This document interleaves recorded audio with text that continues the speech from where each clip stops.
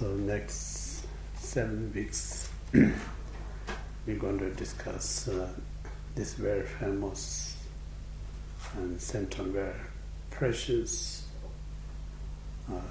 very valuable teaching we're going to share. So this, as well known, the mind training teaching, parting from the four attachment. So it's always important to start with the right motivation. Sake of I must attain fully Buddhahood, sake of countless sentient beings, and that purpose I'm studying this Buddha Dharma. So whatever I gain knowledge, according that I'm going to implement in my everyday life. So this is really important in the beginning. Now, based on the right motivation, and then we discuss this topic, the parting from the four attachment. So this teaching given by the Manjushri to the Lama Kunga Nyingpo, and if you talk a little bit of biography of or history of this parting from the four attachment, just briefly say the officially Buddha Dharma started in Tibet around 8th century. Two great Indian masters, the Chandrakshita and the Pemasambhava, brought both Vajrayana and the Mahayana teaching in Tibet. From then onward, it will flourish until the late 10th century. And then at the end of the 10th century, one of the evil king, Lingdharma, destroyed almost all Buddha Dharma in Tibet. And then one of the great leader of Tibet invited the great Indian master Adhishiddhamkara to Tibet, and then he again reintroduced like a Buddha Dharma. So in this way, you may say Sakapa, the two lineage, one is old lineage during the Pemasambhava up to 10th century. The new lineage, you may say beginning of 11th century, from Verupa to, you may say, Kunga Nyingpo. So now, Kunga Nyingpo is son of Khenpo Ngawang, who first kind of established temple in Sakya. So Sakya is name of the place. It's a gray kind of soil, and that where kind of color of the soil become name of the school. And this place is not just ordinary, for ordinary human or eyes may see it's just kind of a secluded, out of nowhere, you may say whoop whoop, type of place. But then when Adhishiddhamkara came in Tibet, he visited in that very place. That time there's nothing exists in that place, just empty, bare land. Then suddenly Adhisha did prostrations, and then his attendant asked, "Why are you prostrating in empty land?" And then Adhisha, you may say predicted or prophesied, said, "I see here 7 letter D, 1 letter whom, another letter Shri." So it means like in this very place going to be come 7 emanations of Manjushri, 1 emanation of Avalokiteshvara, Buddha of Compassion, and another emanation of Vajrapani. So it means like 3 Lord of the Family emanation going to manifest in this very land in the future. So he prophesied. So in this way, since Kunga established temple in Sakya, then first Nyingpo, emanation of the Buddha of Compassion, then his grandnephew, you may say, Sakapandita, and many Manjushri emanation came, and one of the Sakapandita relative also Vajrapani's emanation. So many emanations came in Sakya. And then that time, Kunga died when Nyingpo was very young, and then Parilosava actually became the throne holder because Nyingpo was very young. So soon Kunga passed away, so Parilosava took over for temporary kind of region or leader of the school. So Parilosava is one of the great early translators. So he also met actually Adesha Dipankara in Tibet, and he also visited India, and he is a very great scholar of Sanskrit. So there's lots of him is like a translator. So he translated many texts from Sanskrit to Tibetan. So not only that, he is one of the lineage holders that passed from Indian master to Tibetan master. Then Parilosava recommended to Kunga Nyingpo, said, "You son of the noble family, you're just mere son of the noble family, but you need to study Buddha Dharma. In order to study Buddha Dharma, you need to have wisdom. So to develop the wisdom, you need to practice Manjushri." So in this way, Parilosava bestowed Kunga Nyingpo Manjushri empowerment and transmission. After giving this to Kunga Nyingpo, then he helped him to perform the retreat. So he did the retreat. There is a place called Old Palace. He did retreat in Manjushri for 6 months. So during the 6 months, he really met or seen the real Manjushri, and during that 6 months retreat. So Manjushri was sitting in what we call the majestic form, like sitting on a chair, and then beside him there's 2 bodhisattvas. Then this Manjushri gave direct teaching to Kunga Nyingpo, 4 lines.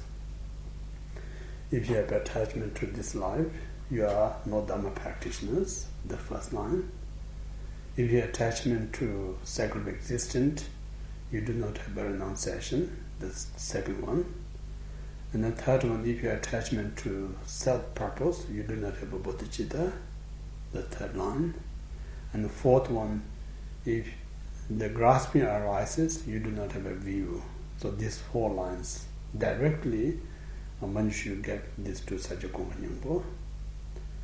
And then after he received, he contemplate or reflect this teaching, and he realized this contains entire the Paramita Sutra or Mahayana teachings. So it's a very kind of profound and complete teaching. So since then he actually practiced this parting from the 4 attachment. Then he passed this lineage to Sonam Tselmo, second founder.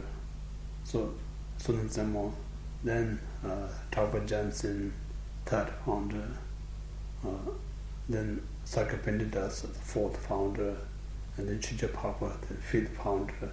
Then gradually passed this lineage up to, like I myself received this from that Kinjabi Rinpoche. So it's unbroken from Manjushri to Kunga Nyingpo up to the the great Khenpo Ngawang, and then I received once, I can remember, definitely I received once, I can remember twice or not. So I received this teaching from him. And also I received, not specific, I received from her, Miss Jessica Crucial. I think when I was translating her in Brazil, so she gave few occasions, gave this teaching, so I was translating for her. So I received from her too. So in this way, I received these two masters, as well as I also received this teaching from his own psychotrism. So three the great psychical master I received. Yeah. So in this way, it's very kind of important teaching given by Manjushri to Sachen Kunga Nyingpo. Again, Sachen Kunga Nyingpo, for common eyes, he may be human, but uncommon, he is a Buddha of compassion, Avalokiteshvara. Yeah? There are so many, if you read his biography, there are so many reasons given to prove he is an emanation of Avalokiteshvara. So anyway, in Tibet we talk about there are so many teachers of mind training. Among them, the most popular mind training teaching are the 7-point mind training. That's lineage coming from the Adisha to Chekawashi Doji. So this mind training teaching direct from the Selingpa to Adisha and then Chekawashi Doji. That's how lineage exists in Tibet. Then second most famous mind training teaching is this parting from the four attachment. Yeah. Then there's so many 100 different types of mind training teaching. So among them, this too is the most popular one. And also Khenpo Ngawang stated in a sutra, the praise to the Manjushri says very important. We need to recognize the importance of Manjushri. In the sutra stated, anyone who call or recite one single Buddha's name, this is infinite kind of merits. Just reciting or calling one single Buddha's name. Then someone kind of reciting countless Buddha's name, then there's no need to mention how much merit that we can be accumulated. So in this sutra says someone reciting eons, countless Buddha, as many as like a sand in a river Ganges, there's no way we can measure the merit. So compared to that, if somebody kind of recite the name of the Manjushri, this is Manjushri is an equal infinite merit than reciting countless Buddha's name. The reason is the Manjushri acting kind of behalf of all the Buddhas. So when you recite Manjushri name, it's equal as like you're reciting countless Buddha's name for countless eons. So that's so powerful. Another point, Manjushri is very important. Like Lord Buddha Shakyamuni, when he was an ordinary person, Manjushri actually encouraged him to take the bodhicitta vow.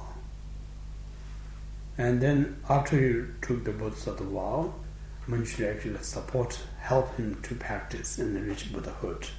That point of view, Manjushri is like a father of the Lord Buddha Shakyamuni. Not only just Buddha Shakyamuni, also father for many Buddhas. He encouraged to develop the bodhicitta and then assist them to practice to attain Buddhahood.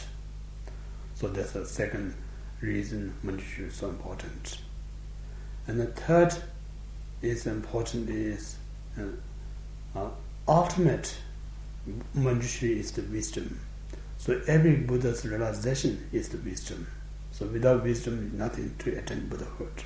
So in that point of view, Manjushri is so important. So So this way, what we're going to study next 7 kind of weeks is teaching directly given by Manjushri. So it's so profound.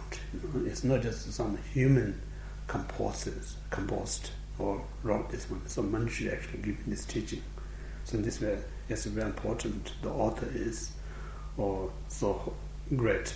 He is a fully enlightened person. Yeah. So now, to explain this parting from the four attachment,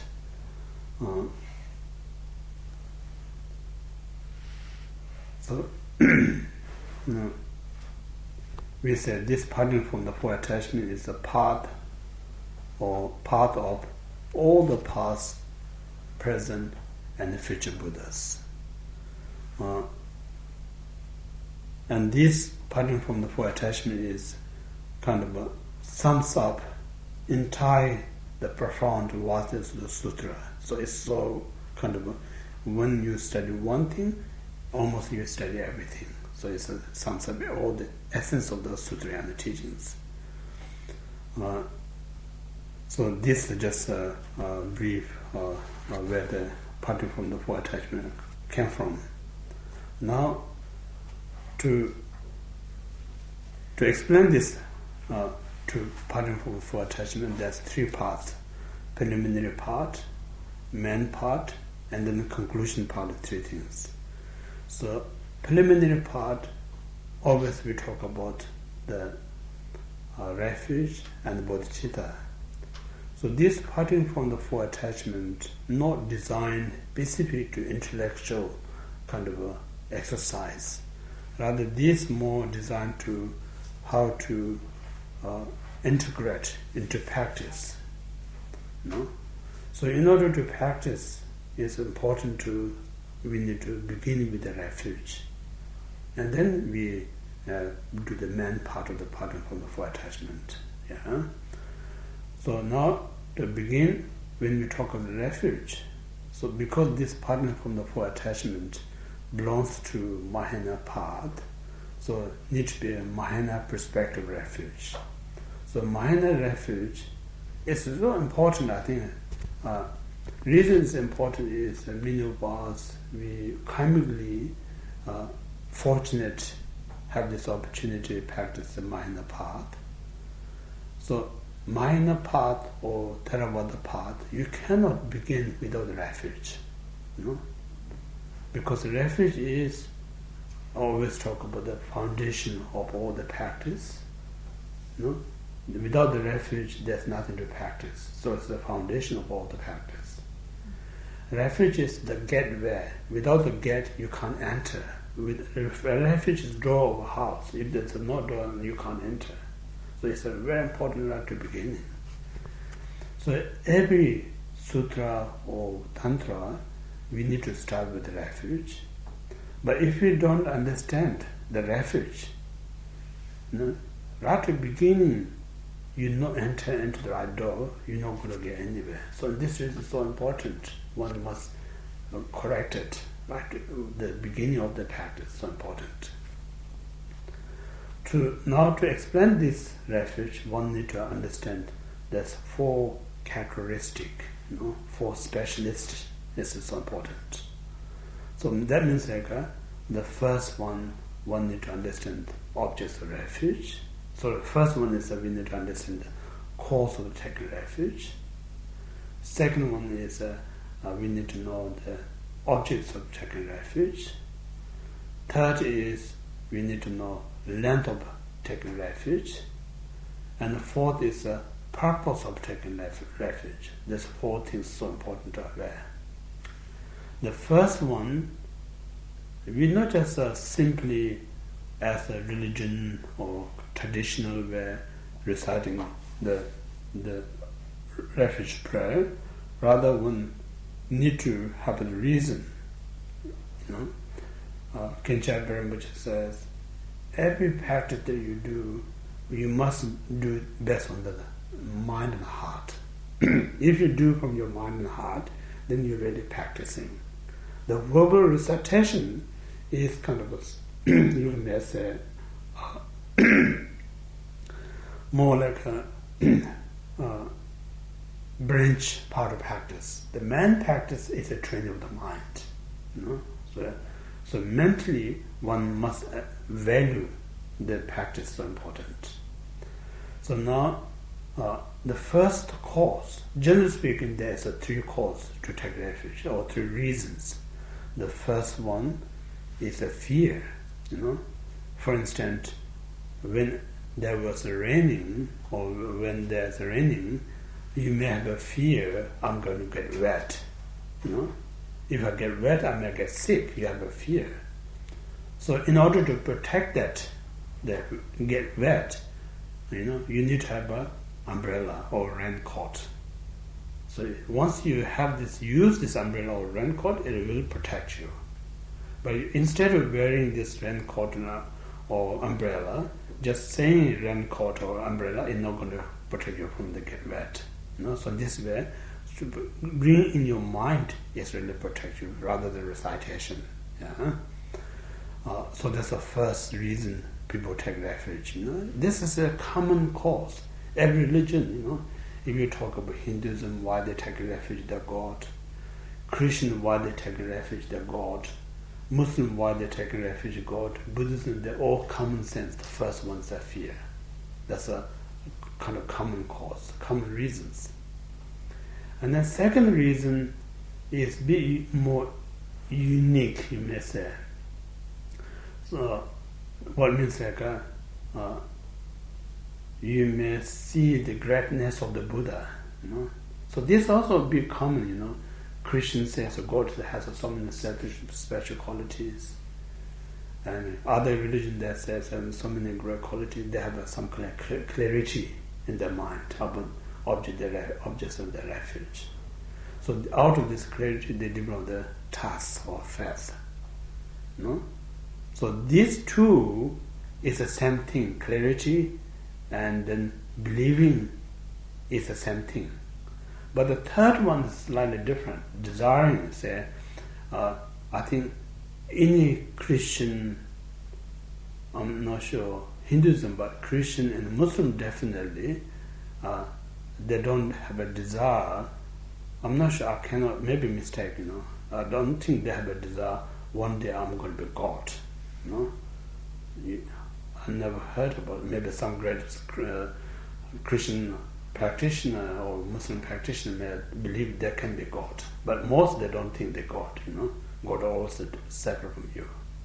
But in Buddhism, right now we are the ordinary beings. When one day we practice, we attain the Buddhahood. So we have a desire to attain that state. So that's a bit unique. So this is the reason people take refuge. And then third one is very unique. Unique means like uncommon to all the non-Buddhists, uncommon within the Buddhist. So it means like we're taking refuge out of the great compassion. Means like I'm taking refuge in Buddha, Dharma, Sangha in order to attain Buddhahood, to free all beings from samsara. So this great compassion is very not ever mentioned in the Theravada teaching, never ever mentioned in other religions. So this very unique minor cause and reasons, great compassion. So these three causes, among them, the minor specialist cause to take refuge is great compassion. That's the first quality. And then second, objects refuge, so is the three things: Buddha, Dharma, and Sangha. So I no need to emphasize great length of different become the Buddhist object refuge, non-Buddhist object refuge. Even just yourself, if you reflect or study, you may see the differences, the object's point of view. But then Mahayana, when we say I take refuge in Buddha, Dharma, Sangha, we need to know who's the Buddha that I'm taking refuge. We need to know what's the Dharma that I'm taking refuge. Who's the Sangha I'm taking refuge is important. So when we say Buddha, generally speaking, there's three Buddhas. We not talk about three persons. One person has three qualities. The first quality is the Dhammakaya, second quality is the Sambhogakaya, third quality is Nimanakaya. So when we say I take refuge in the Buddha, we taking actually real Buddha is a Sambhogakaya Buddha. So Sambhogakaya Buddha never stopped turning wheel of Dharma, and he is always teaching to first to 10 Bhumi Bodhisattvas. So this is the real Buddha that we take refuge in the Buddha. But then his heart is Dhammakaya. His heart is Dhammakaya, and his manifestation is Nimanakaya. Nimanakaya manifests ordinary form as well as extraordinary forms. So, extraordinary kind of form is Buddha Shakyamuni, who came 2,500 years ago, and then he turned wheel of Dharma, such as Four Noble Truth, Perfection Wisdom, and then many kind of extraordinary teachings such as Tantra and the teachings. This we call the extraordinary emanation. And then ordinary emanation is he manifests like ordinary human form, even an animal form, or inanimate form, all sorts of form, whatever required to bring into the Dharma path. So there's a three kind of emanation. So Mahayana object refuge is the Sambhogakaya Buddha. So that's the second qualities.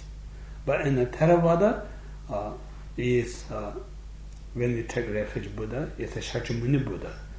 In the Theravada don't say Shakyamuni is emanation, rather they say it's an actual Buddha first time to reach enlightenment. So this Buddha is a object refuge. So there's a difference between Mahayana and Hinayana. And then first one I mentioned cause. The Theravada prime cause to take refuge Buddha is the faith and the fear, not the compassion, the great compassion. So that's the difference. Now, the third, the length of time. Length of time is I'm taking refuge the now until I reach full enlightenment. So I'm talking about the second one. The first object is Buddha, the Sambhogakaya Buddha. Now, second object is Dharma. So Dharma here, there you may say two things: teaching and a realization. Two things. So teaching is expressing the Buddha's realization. So put it into words to describe what Buddha realized it. So through this description, one may understand the qualities of the Buddha. The description also helps us to attain that state of the realization. So it's kind of a method. So this teaching, then you may say 84,000 discourses, or you may say Tripitaka, Vinaya, and Sutra and Abhidharma. So these are the teaching parts. And then realization is both the Buddha and Bodhisattvas mental state or mental stream. So what really referring is Buddha's you may say Dhammakaya is the cessation. Means the Dhammakaya is we call the double purity. The pure it's a pure in the beginning, and as well as a pure by two obscurations. Absence of the two obscuration is a cessation. And then all the first Bhumi to 10 Bhumi Bodhisattva, cessation of grasp of self, grasp of phenomena. That's a cessation. That's a Dharma. And then path means like not just talk about any kind of path, because when we talk about path, there is a five: path of accumulation, path of application, path of seeing, path of meditation, and path of normal learning. Among these five, we are referring the third, fourth, and fifth one. the Dharma, the path of seeing, path of meditation, path of normal learning. These three are kind of lead to the cessation. So these are the Dharma. I take refuge in Dharma. So what means like teaching and realization is the object of refuge. Now, third, Sangha, again, difference in the Mahayana and Theravada. Mahayana, the teaching is the Mahayana teachings. Theravada, they talk about Theravada teachings. So that's a different.